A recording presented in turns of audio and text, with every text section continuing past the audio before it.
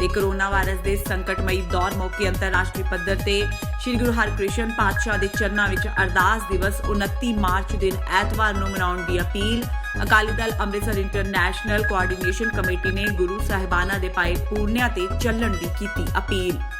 ਸੰਸਾਰ ਭਰ ਵਿੱਚ ਕੋਵਿਡ-19 ਦੇ ਸੰਕਟ ਦਾ ਸਾਹਮਣਾ ਕਰ ਰਹੀ ਸਮੁੱਚੀ ਮਨੁੱਖਤਾ ਨੂੰ ਇਸ ਜ਼ਹਿਰੀਲੇ ਵਾਇਰਸ ਤੋਂ ਨਿਜਾਤ ਦਿਵਾਉਣ ਲਈ ਆਓ 29 ਮਾਰਚ ਦਿਨ ਐਤਵਾਰ ਨੂੰ ਸਵੇਰੇ 10 ਵਜੇ 8ਵੇਂ ਪਾਤਸ਼ਾਹ ਸ੍ਰੀ ਗੁਰੂ ਹਰਕ੍ਰਿਸ਼ਨ ਸਾਹਿਬ ਜੀ ਦੇ ਚਰਨਾਂ ਵਿੱਚ ਅਰਦਾਸ ਕਰੀਏ। ਇਸ ਮੌਕੇ Akali Dal Amritsar international coordination committee ਵੱਲੋਂ ਸ੍ਰੀ ਗੁਰੂ ਗ੍ਰੰਥ ਸਾਹਿਬ ਜੀ ਤੇ ਸ੍ਰੀ ਗੁਰੂ ਹਰਕ੍ਰਿਸ਼ਨ ਸਾਹਿਬ ਜੀ ਦੇ ਚਰਨਾਂ ਵਿੱਚ ਅਰਦਾਸ ਦਿਵਸ ਮਨਾਉਂਦਿਆਂ ਜਪਜੀ ਸਾਹਿਬ ਦਾ ਪਾਠ ਤੇ ਅਰਦਾਸ ਕਰਨ ਦੀ ਬੇਨਤੀ ਕੀਤੀ ਗਈ ਹੈ। ਇੰਟਰਨੈਸ਼ਨਲ ਅਰਦਾਸ ਦਿਵਸ ਦਾ ਫੈਸਲਾ ਅਕਾਲੀ ਦਲ ਅੰਮ੍ਰਿਤਸਰ ਦੀ 18 ਮੁਲਕਾਂ ਦੀਆਂ ਯੂਨਿਟਾਂ ਤੇ ਆਧਾਰਿਤ ਬਣੀ ਇੰਟਰਨੈਸ਼ਨਲ ਕੋਆਰਡੀਨੇਸ਼ਨ ਕਮੇਟੀ ਦੀ ਐਤਵਾਰ ਨੂੰ ਸਰਦਾਰ ਬੂਟਾ ਸਿੰਘ ਖੜੌਤ ਦੀ ਪ੍ਰਧਾਨਗੀ ਹੇਠ ਹੋਈ ਟੈਲੀ ਕਾਨਫਰੰਸ ਵਿੱਚ ਸਰਬਸੰਮਤੀ ਨਾਲ ਫੈਸਲਾ ਲਿਆ ਗਿਆ ਤੇ ਸਮੁੱਚੇ ਸਿੱਖ ਜਗਤ ਦੇ ਚਰਨਾਂ ਵਿੱਚ ਅਪੀਲ ਕੀਤੀ ਗਈ ਹੈ ਕਿ ਹਰ ਸਿੱਖ ਪਰਿਵਾਰ ਇਸ ਅਰਦਾਸ ਦਿਵਸ ਵਿੱਚ ਸ਼ਰਧਾ ਨਾਲ ਹਿੱਸਾ ਲਵੇ।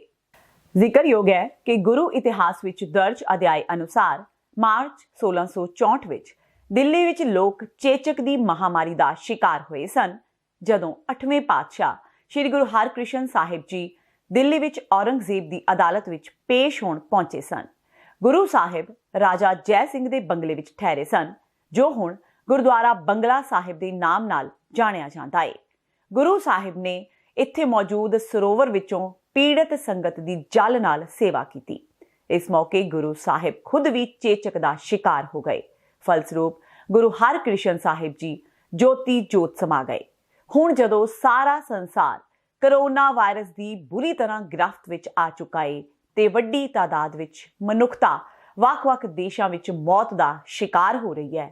ਆਓ ਸਮੁੱਚਾ ਸਿੱਖ ਜਗਤ ਸਮੂਹਿਕ ਤੌਰ ਤੇ ਗੁਰੂ ਹਰਕ੍ਰਿਸ਼ਨ ਸਾਹਿਬ ਜੀ ਵੱਲੋਂ ਬਖਸ਼ੇ ਸਿਧਾਂਤ ਨੂੰ ਸਮਰਪਿਤ ਹੋ ਕੇ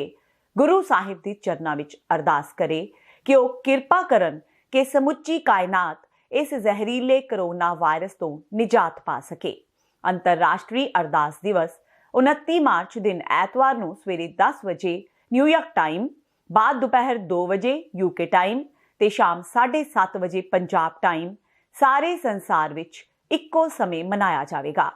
ਹਰ ਗੁਰਦੁਆਰਾ ਸਾਹਿਬ, ਸਭਾਵਾਂ ਤੇ ਹਰ ਪਰਿਵਾਰ ਆਪੋ ਆਪਣੇ ਘਰ ਵਿੱਚ ਜਾਂ ਆਪਣੇ ਕੰਮ ਤੇ ਜਪਜੀ ਸਾਹਿਬ ਦਾ ਪਾਠ ਤੇ ਅਰਦਾਸ ਬੇਨਤੀ ਕਰੇ। ਇਸ ਤੋਂ ਇਲਾਵਾ ਕੋਆਰਡੀਨੇਸ਼ਨ ਕਮੇਟੀ ਵੱਲੋਂ ਬੇਨਤੀ ਕੀਤੀ ਜਾਂਦੀ ਹੈ ਕਿ ਸਮਾਜ ਪ੍ਰਤੀ ਜ਼ਿੰਮੇਵਾਰੀਆਂ ਨੂੰ ਅਮਲ ਵਿੱਚ ਲਿਆਉਂਦਿਆਂ ਆਪਣੀ ਲੋਕਲ ਹੈਲਥ ਅਥਾਰਟੀ ਦੀਆਂ ਬੇਨਤੀਆਂ ਅਨੁਸਾਰ ਚੱਲੋ। ਬੇਲੋੜਾ ਘਰੋਂ ਬਾਹਰ ਨਾ ਜਾਓ, ਹਰ ਤਰ੍ਹਾਂ ਦੇ ਇਕੱਠ ਬੰਦ ਕਰੋ ਤੇ ਆਪਸ ਵਿੱਚ ਦੂਰੀ ਬਣਾ ਕੇ ਰੱਖੋ। ਨਾਨਕ ਨਾਮ ਚੜ੍ਹਦੀ ਕਲਾ, ਤੇਰੇ ਭਾਣੇ ਸਰਬੱਤ ਦਾ ਭਲਾ। ਇਹ ਅਰਦਾਸ ਹੈ ਜੋ ਗੁਰੂ ਨਾਨਕ ਪਾਤਸ਼ਾਹ ਦੇ ਪੈਰੋਕਾਰ ਦਿਨ ਵਿੱਚ 2 ਵੇਲੇ ਕਰਦੇ ਹਨ। ਸਰਬੱਤ ਦਾ ਭਲਾ ਲੋਚਣ ਵਾਲੀ ਇਹ ਕੌਮ ਦੁਨੀਆ ਤੇ ਕਿਤੇ ਵੀ ਕੋਈ ਆਫਤ ਆਏ, ਮਹਾਂਮਾਰੀ ਫੈਲੇ, ਤਾਂ ਫਿਰ ਅਮਲ ਦੇ ਵਿੱਚ ਲਿਆ ਕੇ ਇਸ ਸਿਧਾਂਤ ਨੂੰ ਉਹ ਲੋਕਾਂ ਦੀ ਮਦਦ ਕਰਦੇ ਹਨ, ਸੇਵਾ ਕਰਦੇ ਹਨ,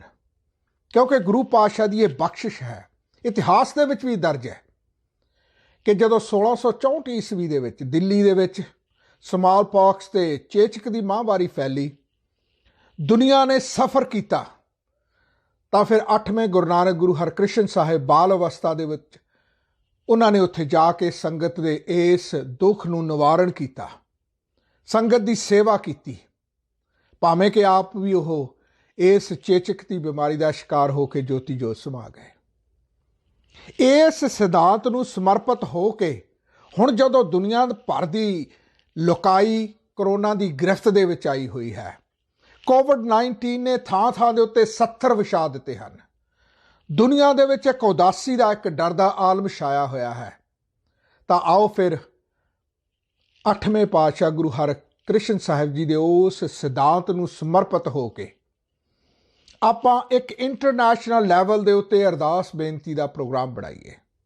ਸ਼੍ਰੋਮਣੀ ਅਕਾਲੀ ਦਲ ਅੰਮ੍ਰਿਤਸਰ ਕੋਆਰਡੀਨੇਸ਼ਨ ਕਮੇਟੀ ਜੋ 18 ਮੁਲਕਾਂ ਦੀਆਂ ਯੂਨਿਟਸ ਦੀ ਬਣੀ ਹੈ ਅਤੇ ਸ਼੍ਰੋਮਣੀ ਅਕਾਲੀ ਦਲ ਅੰਮ੍ਰਿਤਸਰ ਦੇ ਨੈਸ਼ਨਲ ਪ੍ਰਧਾਨ ਸਰਦਾਰ ਸਿਮਰਨਜੀਤ ਸਿੰਘ ਮਾਨ ਦੀ ਅਗਵਾਈ ਵਿੱਚ 29 ਮਾਰਚ ਦਿਨ ਐਤਵਾਰ ਨੂੰ ਸਵੇਰੇ 10 ਵਜੇ ਜਪਜੀ ਸਾਹਿਬ ਦਾ ਪਾਠ ਕਰਕੇ ਅਰਦਾਸ ਬੇਨਤੀ ਕਰਨ ਦੀ ਬੇਨਤੀ ਕੀਤੀ ਜਾ ਰਹੀ ਹੈ। ਇਹ ਅਰਦਾਸ ਦਿਵਸ ਇੰਟਰਨੈਸ਼ਨਲ ਲੈਵਲ ਤੇ ਅੰਤਰਰਾਸ਼ਟਰੀ ਪੱਧਰ ਤੇ ਹੋਏਗਾ। ਤੁਸੀਂ ਕੰਮ ਤੇ ਹੋਵੋ, ਉਸ ਵੇਲੇ ਤੁਸੀਂ ਘਰ ਦੇ ਵਿੱਚ ਹੋਵੋ, ਤੁਸੀਂ ਕਿਸੇ ਗੁਰਦੁਆਰਾ ਸਾਹਿਬ ਦੇ ਵਿੱਚ ਹੋਵੋ, ਕਿਸੇ ਸਭਾ ਦੇ ਵਿੱਚ ਹੋਵੋ, ਜਿੱਥੇ ਵੀ ਤੁਸੀਂ ਹੋ, ਸੋਸ਼ਲ ਡਿਸਟੈਂਸਿੰਗ ਨੂੰ ਦਿਮਾਗ ਦੇ ਵਿੱਚ ਰੱਖ ਕੇ ਇਸ ਅਰਦਾਸ ਦਿਵਸ ਦੇ ਵਿੱਚ ਸ਼ਾਮਲ ਹੋਣਾ ਹੈ।